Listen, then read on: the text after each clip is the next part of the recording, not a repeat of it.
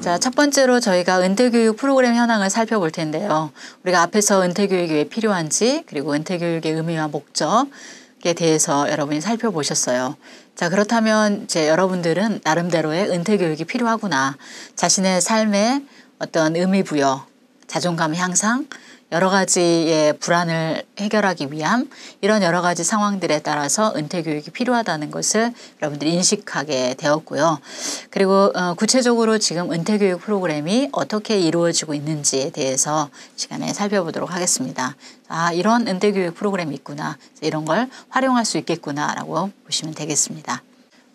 우리가 이제 그 의료 과학 기술의 발달로 인해서 평균 수명이 100세의 시대로 됐어요.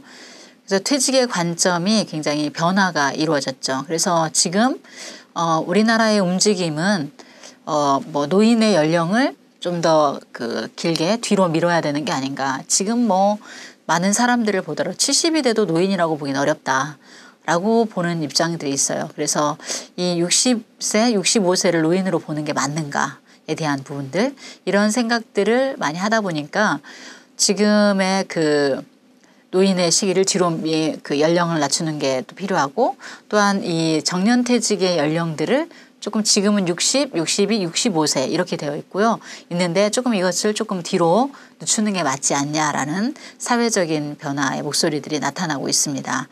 그래서 우리가 이제 평균 수명이 100세 시대가 되면서 지금 이전까지는 거의 평균 수명이 한 77, 80이 기본이라고 볼 수 있는데, 그랬다면 지금은 이제 거의 많은 대부분의 사람들이 거의 90, 100세의 시대로 가고 있어서, 그렇다 보니까 그 100세 시대를 준비하는 상황에서 우리가 이 은퇴에 대한, 은퇴교육에 대한 부분들을 굉장히 신경을 써야 된다라는 부분이죠. 사실 지금의 사회에서 베이비붐 세대, 지금의 60년대생들이 이제 지금 막 퇴직을 하는 시기가 다가오고 있어요. 그러다 보니까 이들이 인생이 한 34년 전 이상이 남아 있는 거죠. 그 인생의 시기가. 그래서 새로운 제2의 인생의 시작점으로 이 은퇴를 생각하고 미래에 대한 준비, 또한 계획, 이런 것 등을 세우는 것이 굉장히 중요하게 얘기되고 있습니다.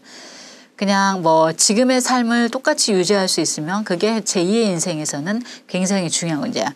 모든 경제적인 부분이나 사회적인 부분에 있어서 그 활동을 지속해서 나갈 수 있으면 너무 좋겠지만, 일단은 이제 대부분의 많은 사람들이, 몇몇은 물론 그렇게 할 수도 있어요. 100세까지 강연을 하고 다니시는 교수님들도 있잖아요. 그렇게 하시는 분들도 있지만 또 그러지 못한 분들이 있기 때문에 일반적으로 봤을 때 구체적인 어떤 준비, 계획이 굉장히 중요하다라고 볼 수 있습니다. 그래서 이렇게 우리가 이제 은퇴 교육을 해나가는, 퇴직을 준비하는 이런 교육은 여러 가지 면에서 전직 지원, 창업 교육, 재취업 이렇게 얘기하고 있는데요. 그래서 이렇게 일자리 연계 교육을 하는 게 또한 하나의 카테고리이기도 해요. 근데 이제 거기에 머물러 있는 것이 아니라 이걸 넘어서서 새로운 생애 설계 변화에 대한 부분들을 인정하고, 또한 주체적인 삶을 위한 준비 관점에서 교육이 이루어져야 한다는 것입니다. 그래서 이런 직업적인 부분에 있어서 일자리를 찾기 위한 것으로만 그치는 것이 아니라, 또한 우리의 새로운 인생에 대한 준비, 이런 것으로서 자신들의 어떤 삶의 주체성을 회복하는 그런 관점으로 교육이 이루어져야 된다는 것입니다. 자, 그래서 구체적인 어떤 은퇴 교육 내용들을 살펴보자면, 한국 노인인력개발원의 노후 설계 서비스 상담 인력인 노인 생애 경력 조언자 양성 과정이에요. 엄청 길죠. 네, 그래서 노후 설계를 도와주는 상담 인력을 양성하는 겁니다.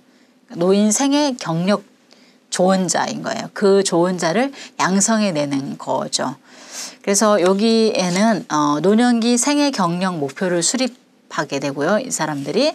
그리고 이제 이 수립됐던 것을 실천하고 지원하기 위해서, 그러니까 누군가가 필요하다는 거예요. 그러니까 본인이 스스로 하기는 어려우니까 거기에 이제 이걸 지원하는 전문 상담 서비스 제공 인력, 이걸 줄여가지고 SLCA라고 얘기하는데, S는 시니어, 그렇죠? 그 다음에 라이프 케어 어드바이저 이렇게 되는 거죠.